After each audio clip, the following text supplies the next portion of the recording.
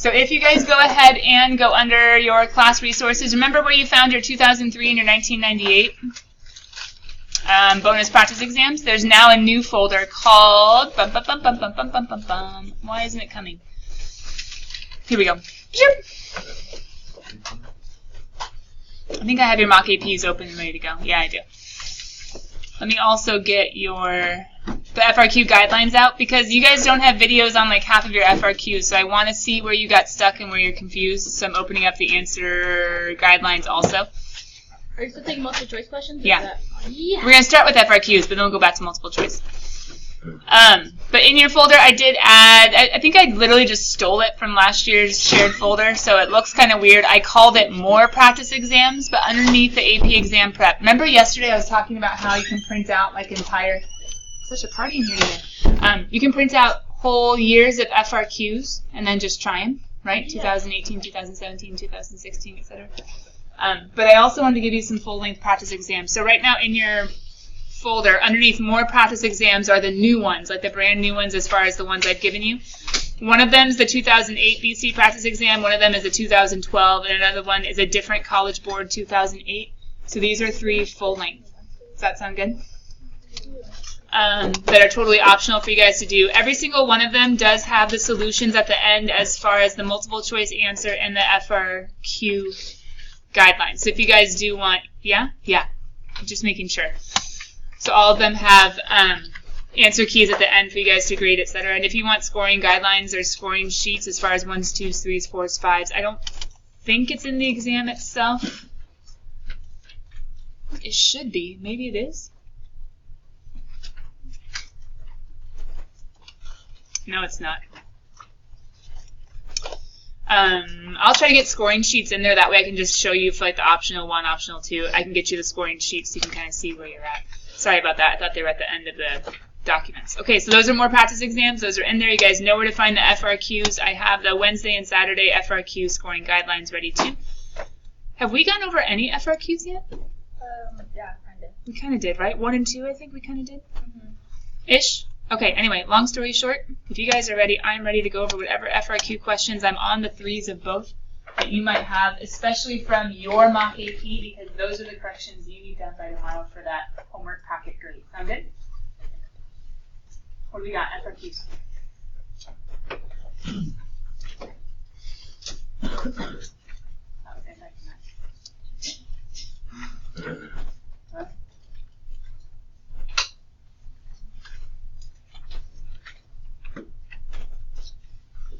Okay, remember, if you're choosing to do your own thing, that's fine as long as it's productive to calculus. Yeah, I just have people starting to start out, and that's okay as long as it's productive to calculus. Yeah. 4B on Saturday. Okay, Saturday 4B. If you were to give a name to this FRQ, Naomi, what would you name it? Like, how would you describe it?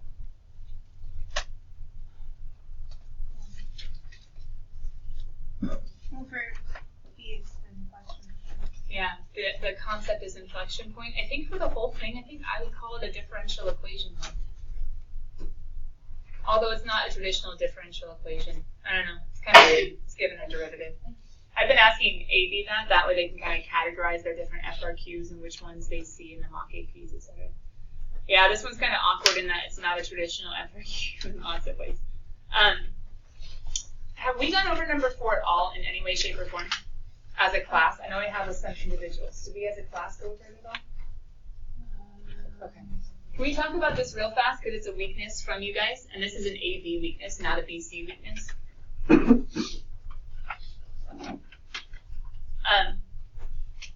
When you guys went to integrate an absolute value indefinitely, a lot of you just got really stuck really fast. In that you're like, I don't know how to integrate an absolute value without having bounds that I can split up and then change the signs and do all that jazz. Deriving, some of you did a little bit better because deriving, you're like, oh, I have a rule. It's absolute value of u all over u times u prime. Like, a lot of you guys were able to do the derivative okay-ish, but this messed you up later, maybe like inflection point for letter B. Can I just plead with you? Again, I've done it this year a couple times. To think of absolute value as piecewise. absolute value does two things. Makes it the opposite and keeps it the same, right? So think about it. Doesn't it keep it the same and make it opposite? And phone people, I don't know how focused we are. I see little smirks. That probably is not from the piecewise function. So, keep it the same and make it opposite. Question, what values of x are going to need to be flipped with the absolute value? Less than 0. And if it was like an x minus 2, it'd be less than 2, right? Think about negative numbers. Which ones are going to stay the same? And basically just throw an or equal to. Just throw an or equal to in there somewhere. Why does this make a world of difference? How do I find g? I integrate piece by piece. As soon as it's a piecewise function. How do I find g double prime? I derive piece by piece. It made it so much easier. A lot of you guys have had weaknesses on absolute values ever since Algebra 1 when the whole piecewise definition should have been really hit hard. I did it with my kids, but they graduated a few years ago. So anyway, doesn't help you guys. If I integrate tab, I would get negative x squared for this one. I get x squared for that one. You shouldn't be afraid of x squared, but you were afraid of the piecewise a second ago. Throw in or equal to somewhere. The reason I have to throw in or equal to for the g of x is because if the derivative exists, the original had to exist. If it's differentiable, it had to be continuous. But why am I not going to include it for the second derivative at 0?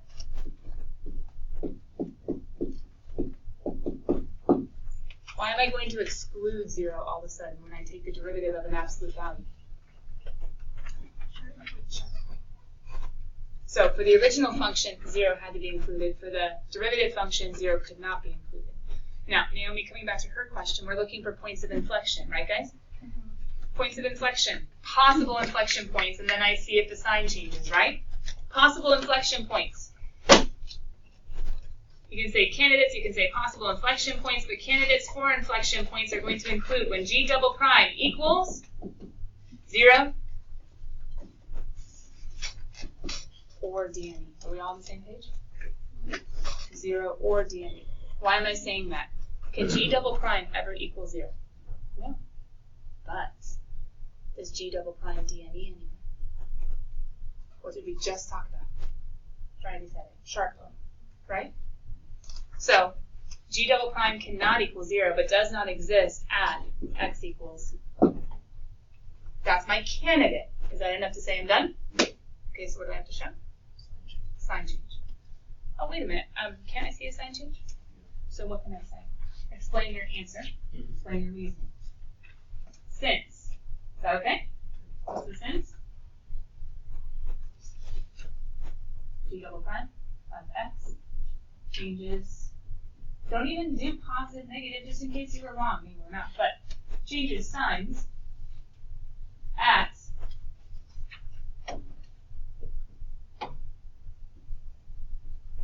x equals 0.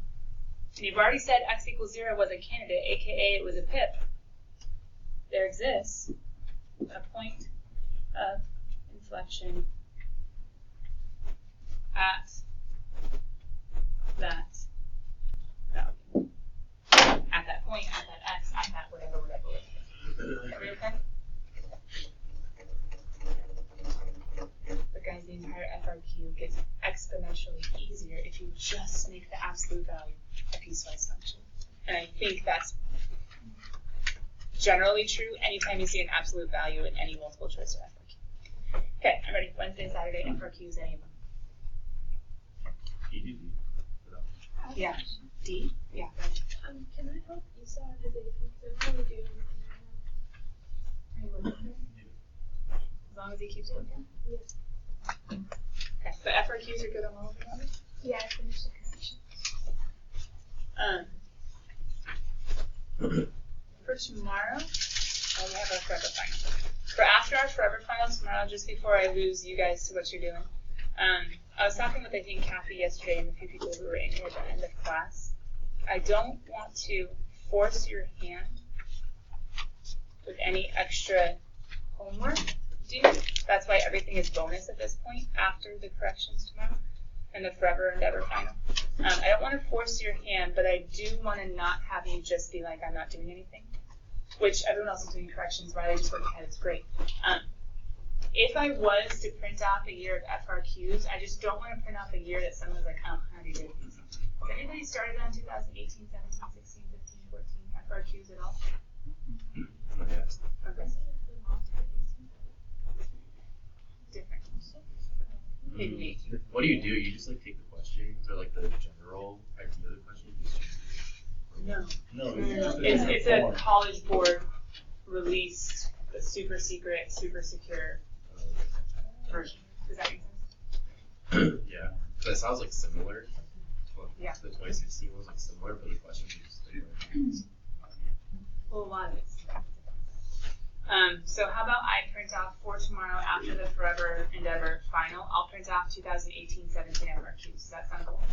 And I'll have them on like a little double-sided so it's easier, but then we can play in class a little bit with like time limits of how would you start, giving you a little bit of time. And then if you want to finish them over the weekend, and you put the two together, it's a full bonus practice exam. Is that cool? So I'll print off 2018-17. If you guys are doing your own thing, just go earlier than 2017. Cool? Okay.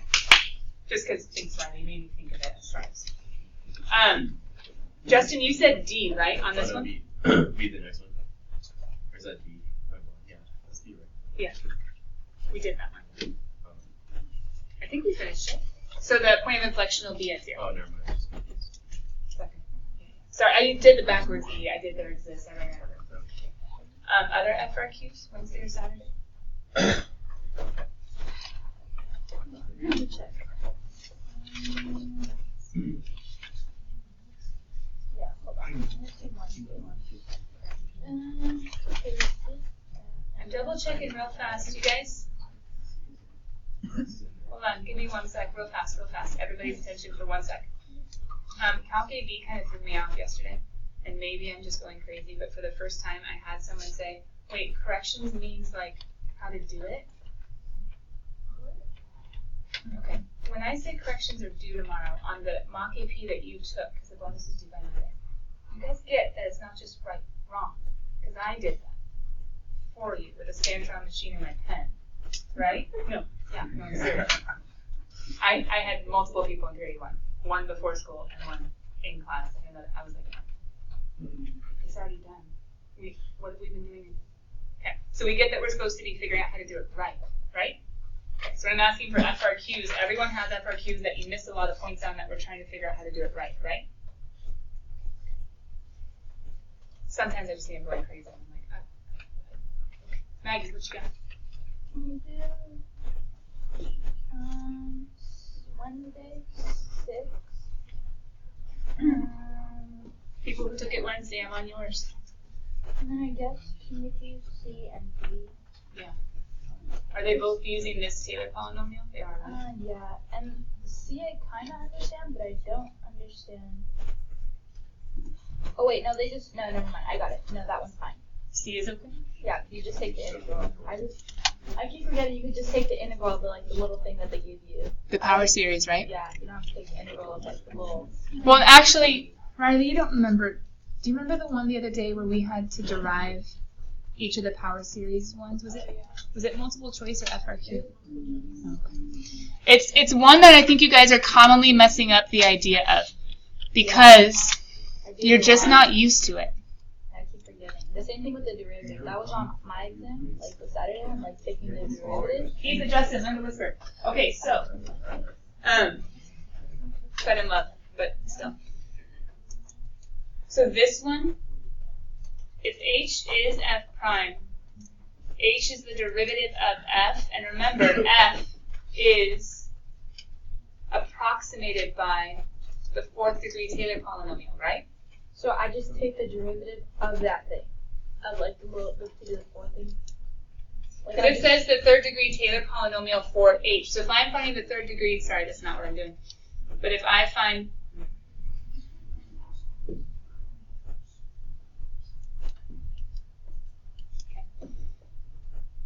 So if I'm trying to find the 3rd degree Taylor polynomial of H, I can build on or use the Taylor polynomial of f. Does that make sense? Right. And so then all I have to do, now it says third degree, but don't stress about that. Just start saying, oh, I get to derive him. So if I derive 3, it's 0. If I derive the next guy, it's negative 12. X minus 1 to the 1 times u prime. And then 15 x minus 1 squared times u prime is 1 minus 8. They said third degree because when I derive, I get a third degree. Great. But then it says, I understand that, and then it says verify the graph of 8. Okay. Also, oh wait, do I put that over like the factorials? No. No, right? Because it's already simplified. That is the power series. Okay. Or Taylor polynomial. Perfect. And then to verify, I have to take the second derivative, so that means that's the third Or derivative. think about the second derivative at 1, right?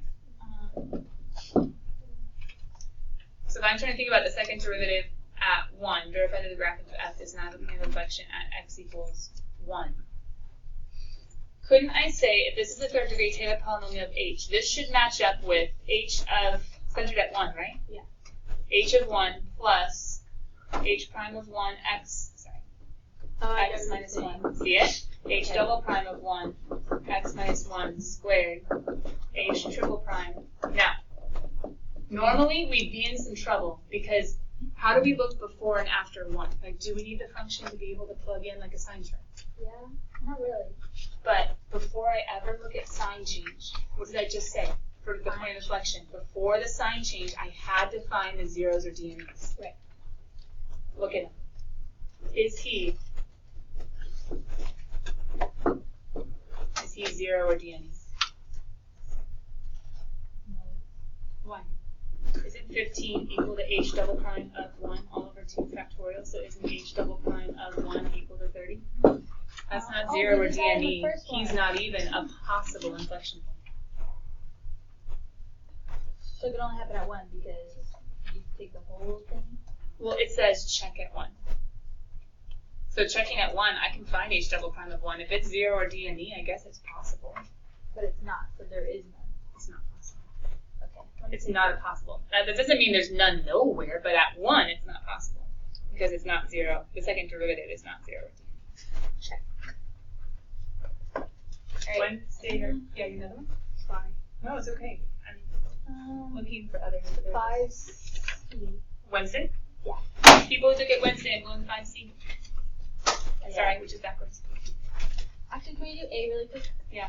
I just want to talk it out with you. Okay. So it says, write an equation for the line tangent to the graph of y. If I was to name this, I'd name it a differential equation, right? Yeah. Problem? But they say the function is, it says, okay, temperature inside a refrigerator in a kitchen is given by the function W that satisfies the differential equation. dW dt. Yeah, and then it says WT is measured in degrees Celsius and T is measured in hours. So I figured dW dt would be degrees Celsius per hour. So WT is just a basic function. It's like just temp. It's not the derivative. No. Okay, that's where I got it wrong. Okay. It's just explaining W is temp, T is hours. It's just labeling the variables. This would be temp per hour. Yeah, they had me tripping. Okay, that makes sense. Because I took the second derivative. Oh, because you thought it was a rate and then you I thought it was a rate, so I was like, oh, I gotta take the other rate. Okay, anyway, that's good. I'll just fix that. And then, then can we do C? I got it. Yeah. So then C.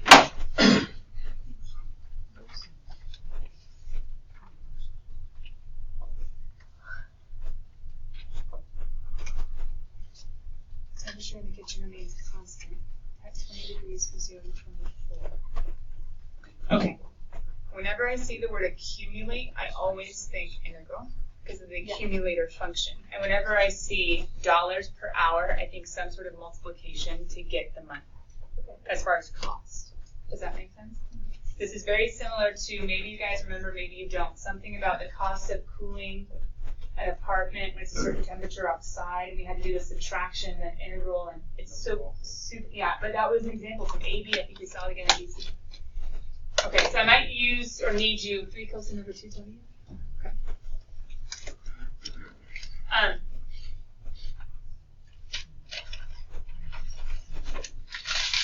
The cost of operating accumulates at the rate of, okay, I'm going to write this down just for my brain to process. $0.001 per hour, because I love thinking dimensional analysis, because it just helps my brain. For each degree that the temperature in the kitchen exceeds the temperature inside the refrigerator. So I know inside the kitchen is 20 degrees. Is inside the refrigerator, is that W? Yes. Okay. Yeah, I think so. But the temperature in the kitchen, which is the 20, Inside a refrigerator in a kitchen. so 20 minus W of T, right? Okay. Kitchen, between the kitchen and the fridge, because the kitchen better be cool or warmer. Right. Otherwise we're in trouble. Exceeds the temperature inside the fridge. Write but do not evaluate an expression involving an integral used to find a cost. So I need the hours to cancel. And I need the for each degree to somehow be included. So if I can multiply this times an accumulation over those 24 hours of how many degrees between those 24 hours my temperature in the kitchen was above my W of T, double checking the units, this would end up being the degrees Celsius every time. Now, this might seem weird to you guys. I know it's a weird idea. But every time we integrate, if we integrate, for instance, like feet per hour, we end up with feet, right? Yeah. If we integrate feet per hour squared, we end up with feet. So what if we integrate feet? We get feet hours. You're multiplying by hours, you're multiplying by hours, you're multiplying by hours. This is something we don't see a lot when we're doing, like, when we're not in physics at the same time. But for this idea, we always get to add, this is super annoying. In a sense, we're always multiplying. We go from acceleration to velocity. Good luck, have fun. Velocity to position, etc., etc. Oh, yeah. So this is going to get me No, it's alright. I'll give it back to you. degrees Celsius hours. So then all of a sudden, Maggie, I got it, because it's going to be dollar for each degree Celsius, which is what they set up above. Now, if you're doing some of the scratch work just for your brain, remember, just cross it out. Don't waste time erasing and be like, okay, at least my brain made sense. That's the work I want them to do, or to see, or to know. Okay. So is that all the work I need to show, like, for my correction? Yeah. Okay. I think I get it. I just don't know if I think I've been you able had to that do it. one right, James? Yeah. And that was good? That was good. I mean, the dollar per hour isn't necessary, but I don't think it makes a problem. Can we do long as multiple choice questions now? Yeah, any other FRQs? Wednesday or Saturday? FRQ question, just to interject. So actually it is. It's Saturday number 2. Okay. Part A, you need to integrate cosine of like parentheses t squared. So the t squared is inside the parentheses. I know we did that, and then you need to integrate it the same thing with sine, and then t squared is in the parentheses. Yeah. Because those are the function of Right. the first derivatives. And I totally forgot how to integrate just sine of like when the squared is outside. Hold on, pause. When the squared is outside. Like if it was sine of t squared? Yeah. Which would be the same thing as sine squared of t. Yeah. But in your calculator, you would have to encapsulate the entire sine of t squared. Calculate it. Well, the e would have. Yeah. But just in the context of how to plug in a sine squared to your calculator, if you ever needed to, you have to encapsulate the whole sine and then the square, because you can't get it. Yeah, if you can do that, then it's gonna be a loopy example. On the outside of a loopy example, you have your 2t for that. I don't think loopy would work, because if you make that your u, you can't do du or dv. You can't go back with him, and du is gonna get product.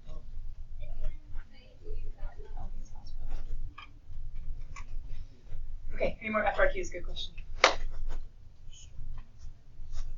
Around the room? All right, we're going to multiple choice. Any multiple choice? I know a lot of you guys still had remaining questions, so I'm going back.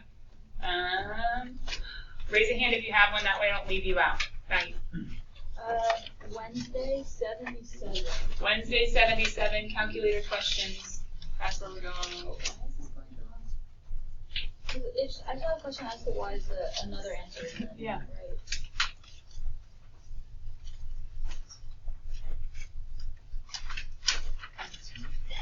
The first thing I think of when I see, is this the right question?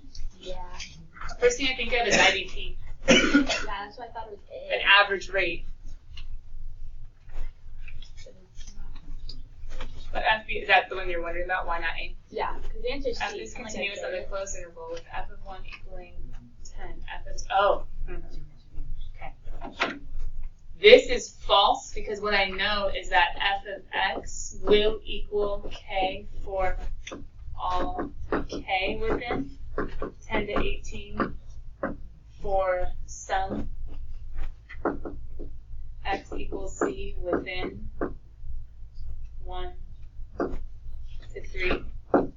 I know that the function is going to hit all values between 10 and 18, but I don't know if it stays within the values 10 to 18 the whole time. Wait, so f of 2 wouldn't be. 1 is 10, 3 is 18. I know somehow to get from here to here, a continuous function is going to pass through all of these. But what if it does that? No. It's going to hit eventually. But f of 2 could be way down here. This is saying f of 2 must be between. F of x is going to hit all the in-between, but it can go outside for sure. I'm not guaranteed it stays in. I'm just guaranteed somewhere it's going to cross through those. Okay, I get that. James. Wednesday, okay. Yeah. On calculator, number 22. Who else has a multiple choice question? Where are we going next? Okay, Hannah, you're coming next. Get ready. Number 22. Yes. But after you, now, my brain, and this is just my brain, and it's why I made the extra Endeavor card at the end about power series represented as functions. I wanted you guys to get trained to see a1 over 1 minus r. Doesn't mean you have to do that, but it's one way. Because if I can make this match a1 over 1 minus r, and they're asking for the Taylor series, I can do it really quickly. So I can do 1 plus times r times r times r, except, okay, I need to rewrite a little bit. So I'm going to do 1 over 1 minus. Okay. I need this to be 2, so it must be minus negative 1. I need this to be a positive x, so it must be minus a negative x. Double check. 1 plus 1 is 2 plus x. So then I could go ahead and do negative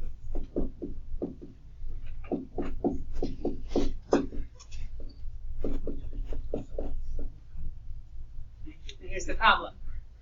If I do this, they want the coefficient of x cubed in the Taylor series.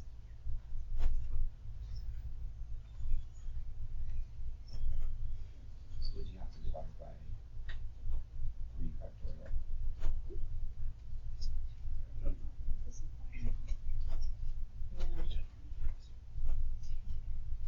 Because the coefficient is the entire in front of. The problem is in this one, I do have an expression for my power series. The problem is though, mine is not centered about 0. So we could go looking for, and I've totally been trying to train you for a1 over 1 minus r because it is seen so much on the AP exam. But in this case, in order to get it, I had to go away from 0. So now all of a sudden, the only way for me to answer this question is to FOIL everything out. 4. Say, okay, well, looking at it as a geometric series isn't going to work. So I'm going to do the good old-fashioned.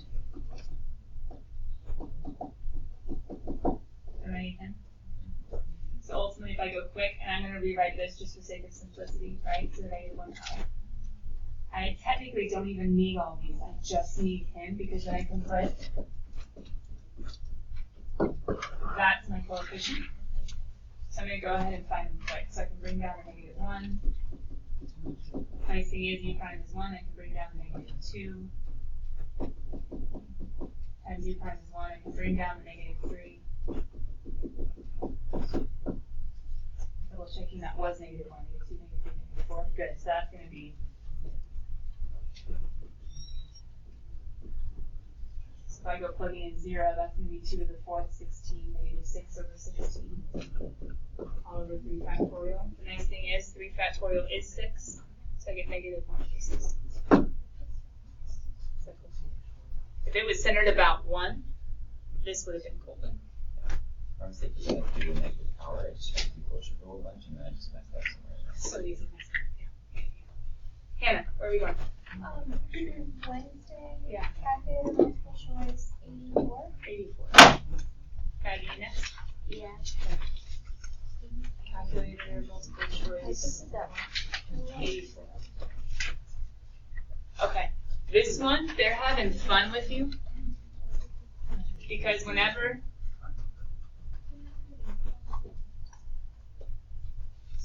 I accidentally cut off the graph, sorry. Whenever they ask about, at least in the past, at least with us, whenever they ask about how fast is the area, aka find dA dt, such that k equals pi over 6, it's almost always a circle, a rectangle, a square. But this time, it was calculus. In that, the only way to express a is with an integral from 0 to k of top minus bottom, because that is not a geometric shape. So I had to think about the area using a definite integral, because how else do I find the exact, right? So now it says, now I'm taking a derivative? Well, to make life a little bit easier and to plug in as much as we know f is equal to sine of x over x dx. I need to take the derivative of this guy with respect to t. Is it a time? Yeah, units per second. And they also give me a hint that dk dt is technically related rates, just kind of a little bit crazy related rates. Units per second. So derivative of a is 1 dA dt. How do I take, oh guys, so crucial for the AP, hopefully the EC kids know it. How do I take a derivative of an integral from an a to a u? We plug in k. FTC part 2, f of u times u prime. So I treat k as a variable, not as a constant. So I take the derivative. There's my dA dt. I take my derivative. There's an FRQ. If I didn't do this one, I'd be in trouble. I take my derivative from a to u. FTC part 2 says plug them in, and then u prime, which is my dA dt. Now I can throw in. If anybody got it right, just double check I haven't made a mistake. I can throw in my pi over 4. I can throw in my pi over 6 from over here. Good. And I've done it. You get 3 points like Is that cool?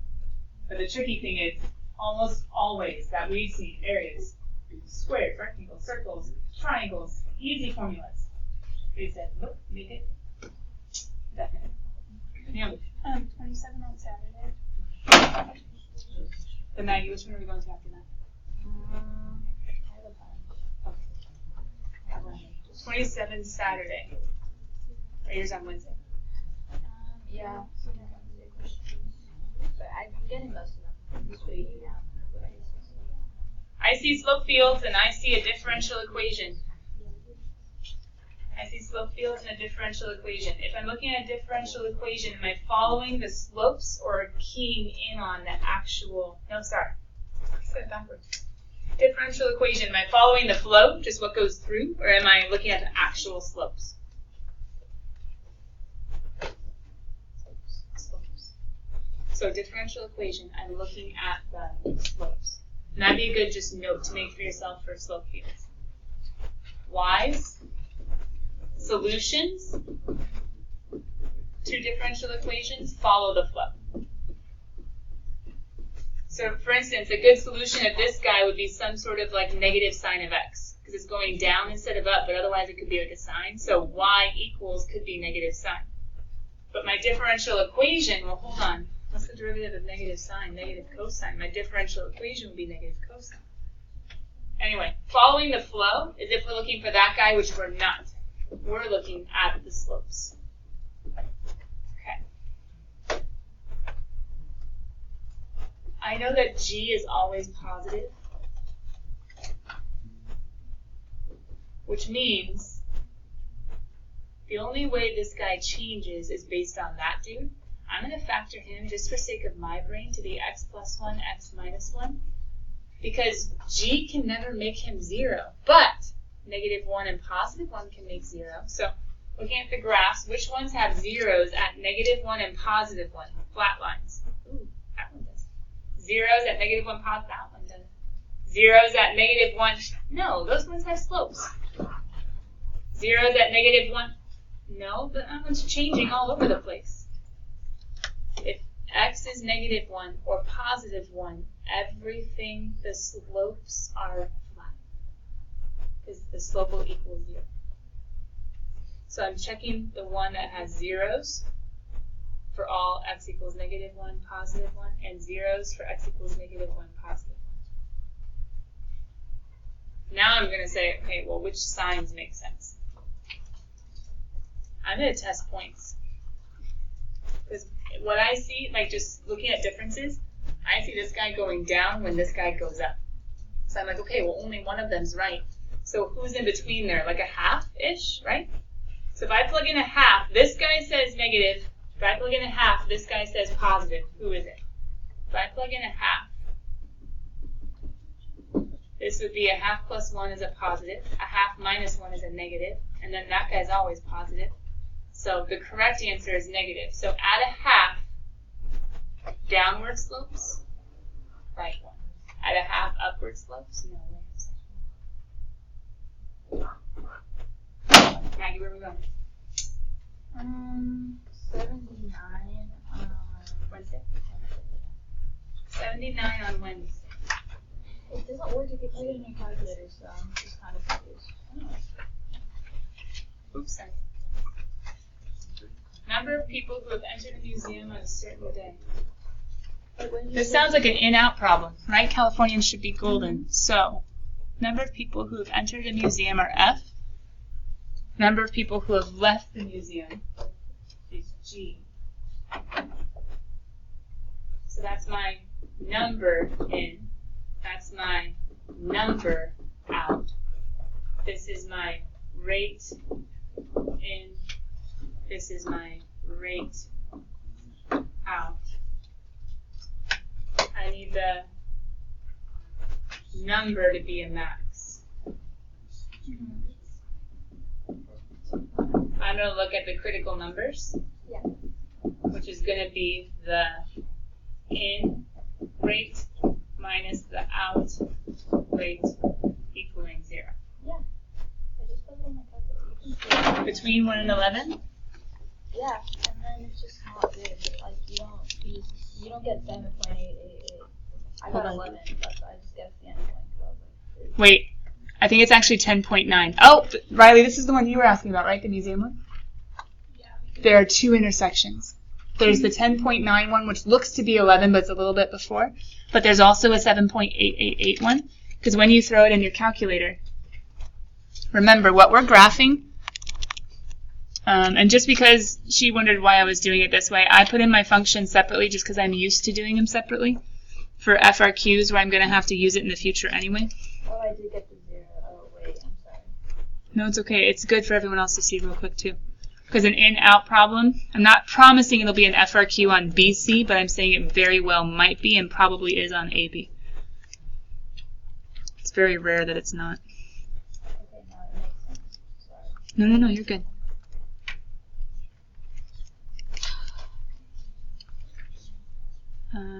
Pi. For the rest of you guys, this is a typical in-out problem. And so if you're looking for the max or the min of the number, which wasn't the escalator kind of an in-out problem last year? And didn't we not like the escalator problem last year? So if I have in my calculator the rate, how fast in, how fast out, and if I need to find the critical numbers of the rates, well, I have to put these two together. So I would totally, because you might use these in like part A's or part B's of a FRQ if this was an FRQ problem. I would throw in my Y1 minus Y2 to be the in minus the out rate. That's the overall rate. I can change my window so I know where I'm looking between 0 and 11. I can throw it in my function. Now remember, this is the derivative, the rate at which people in the museum is changing. And as I graph it, I'm going to see a 0 at what ends up being 7.888. Am I in degree mode? What's going on?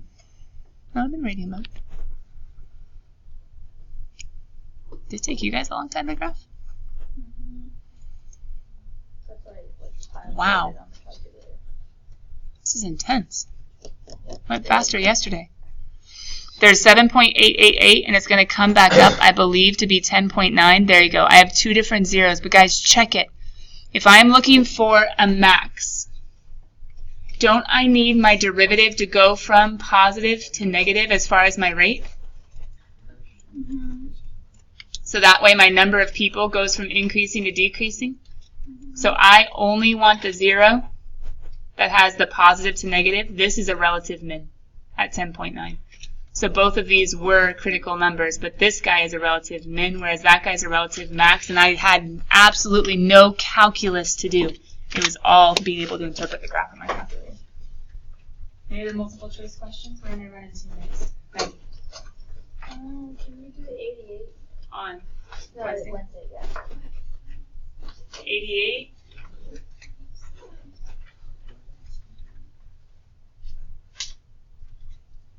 Oh, great question. Oh, a lot of you guys were gone yesterday. That's why. Some of these are the same as yesterday. No. The most common wrong answer would have been either 2 or DNE. Yeah, it was 2. 2, you plugged in and you were like, hey, what's f of 1? 2. But isn't that at? Limits are never at. I mean, sometimes they are. If you tried to approach and say, oh, no, I got it, I'm approaching, you would have answered DNE. Also wrong. Why? You have to think about what's going on from below or above 0. And I know you don't like it, but you have to think about it. F of 1 minus x squared. F of 1 minus x squared. If I plug in this one, f of 1 minus a little bit less than 0 squared. When I square it, isn't this a positive number, whatever it is, even if it's 0.0000? Didn't I just diminish 1 by subtracting? So if I diminish 1, then question, what side of this graph am I coming from? That side, and the limit is 3. But if I plug into this one, oh, no, this one, 0 is a little bit above. It doesn't matter. It's squared, so it's still going to diminish 1. I'm still going to be coming in from the left of 1. The limit is 3. Whenever they do a limit of some sort of transformation of a function, you just have to carefully think through what a limit is, approaching from both sides, and truly what's happening as I come from below and above. Yeah.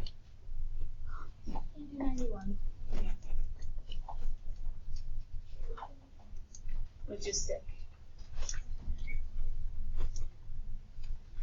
And 2 things about logistic in general.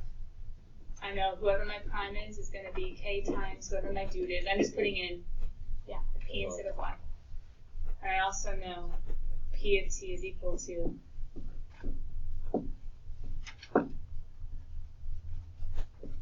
right? And what are they telling me? They're telling me at noon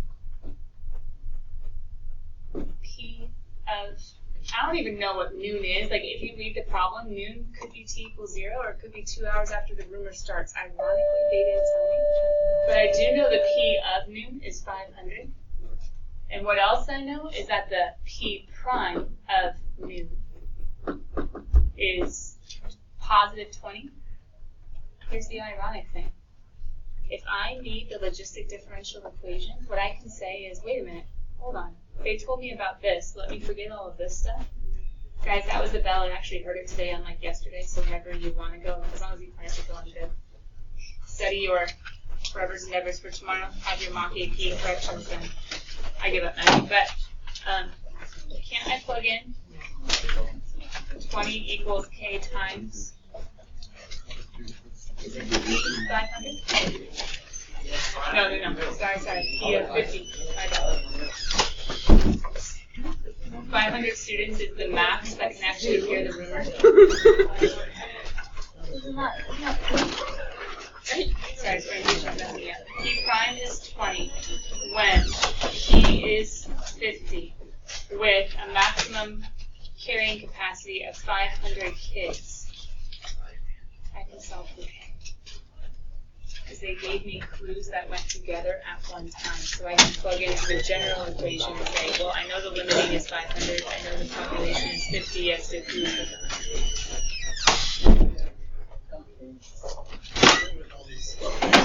Does that get you through Wednesday?